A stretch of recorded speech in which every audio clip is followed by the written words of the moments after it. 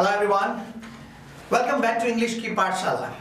आज शुरू करने से पहले मैं आप सबका धन्यवाद अर्पित करना चाहूंगा क्योंकि आपके जो कमेंट्स हैं, आपके जो मैसेजेस हैं, आपके जो फीडबैक्स हैं लगातार कमेंट बॉक्स में मिलते जा रहे हैं और ये कहीं न कहीं हमें बहुत ज़्यादा प्रेरित करते हैं और इसीलिए कुछ नई चीज़ें, कुछ नए कंटेंट आपके सामने प्रस्तुत करने की कोशिश करते हैं। सो इन द सेम सीरीज, उसी सीरीज में आज हम लोग टॉपिक पढ़ेंगे मॉडल के अंतर्गत माइट। प्रीवियस क्लास में हमने मे के सारे यूजेस को स्टडी किया था, आज माइट के सारे यूजेस को हम स्टडी करेंगे। माइट भी थोड़ा कंफ्यूजिंग है, काफी सारे स्टूडेंट्स हमें कहते हैं टाइटेनियम पे कि सर माइट और मे के अंदर उनको वो दोनों डिफरेंशिएट नहीं कर पाते हैं। कई बार ऐसा भी होता है कि स्पोकन के अंदर उनका यूज नहीं कर पाते हैं, ठीक है, परीक्षा एग्जाम्स के अंदर तो फिर भी लोग समझ लेते हैं। मैं तीनों चारों यूजेस जो है माइट के आपके सामने रख रहा हूं, प्लीज आप देखिएगा। First use of the might, पहला यूज है माइट का प्रयोग लेस पॉसिबिलिटी के भाव को व्यक्त करने के लिए किया जाता है। लेस पॉसिबिलिटी कैसे? जैसे मैं का यूज हमने 50% पॉसिबिलिटी बताई थी, अगर लेस पॉसिबिलिटी के ये आपको बताना है तो उसके लिए माइट का प्रयोग कर सकते हैं। जैसे आपको किसी आपके फ्रेंड के ऊपर विश्वास है कि उसके एग्जाम अच्छे नहीं गए हैं तो आप अपनी तरफ से लेस पॉसिबिलिटी बता रहे हैं उसके पास होने की, कि इस बार संभावना कम है, वो शायद ही पास करेगी एग्जाम। एग्जाम्पल सामने है, she might pass the exam. So this is the example for the less possibility.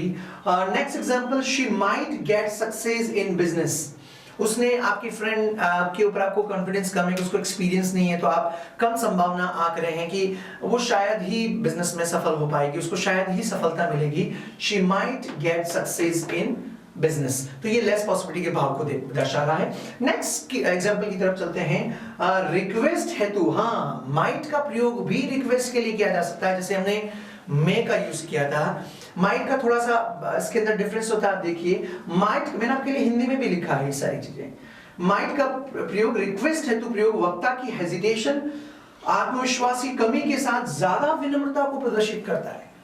कैसे? फॉर एग्जाम्पल आप खुद ही सोचिए, अगर आप ऐसे ही मेरे ऑफिस में आ रहे हैं तो आप नॉर्मली बोलेंगे sir may I talk to Mukesh sir, लेकिन सपोज आप सीएम ऑफिस में फोन लगा रहे हैं, चीफ मिनिस्टर या फिर प्राइम मिनिस्टर के ऑफिस में फोन लगा रहे हैं, तो आप थोड़ा सा डरते हुए, थोड़ा सा हेजिटेट होते हुए और थोड़ी ज्यादा विनम्रता के साथ आप फोन करके रिक्वेस्ट करेंगे जो भी फोन उठाएगा, might I talk to the CM, क्या मैं सीएम साहब से बात कर सकता हूं? आप बहुत विनम्रता और बहुत हेजिटेशन के साथ उनसे रिक्वेस्ट करेंगे। और दूसरा, कोई बहुत बड़ा है, सपोज आप थोड़ा डर रहे हो उनसे, किसी की बाइक आपको चाहिए, जरूरत है, तो कभी कभी हम बाइक और कार वगैरह किसी से मांगने में बड़ा अपने आप में असहज या हेजिटेट महसूस करते हैं। तो उस फील को देने के लिए might I borrow your bike, क्या मैं आपकी बाइक ले सकता हूं, तो ये हेजिटेशन के भाव को भी प्रदर्शित करता है। नेक्स्ट, हाँ, परफेक्ट टेंस में भी माइट का प्रयोग किया जाता है। कैसे? एग्जांपल देखिए, ही माइट हैव, जैसे उसकी शादी थी, राइट, किसी की आपके मित्र की शादी थी और आप अपनी भावना को इस तरीके से प्रकट कर रहे हैं कि he might have invited me to his wedding but actually he did not invite नहीं किया आप अपनी तरफ से। एक्चुअल में परफेक्ट टेंस में इसका प्रयोग करके बता रहे थे, था उसको इनवाइट करना था, कर सकता था, लेकिन पता नहीं फिर भी उसने मुझे इनवाइट नहीं किया, is my friend. So this is used with the perfect tense.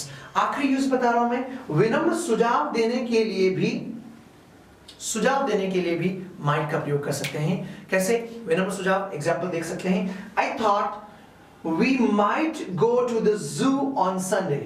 मैंने सोचा कि यार मेरा सुझाव है कि हम संडे को कहां जा सकते हैं, जाएं हम लोग, कहां पे?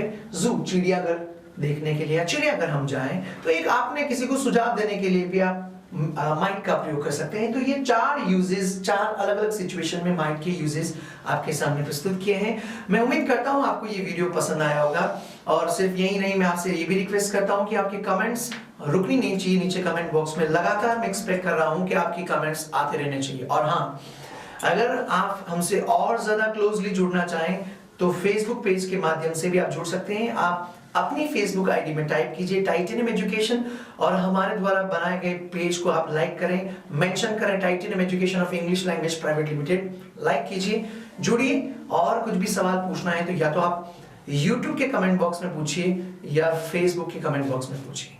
आज के लिए इतने काफी, इंतजार रहेगा आपके कमेंट्स का। देखते रहिए इंग्लिश की पाठशाला। See you in the next class. Thank you.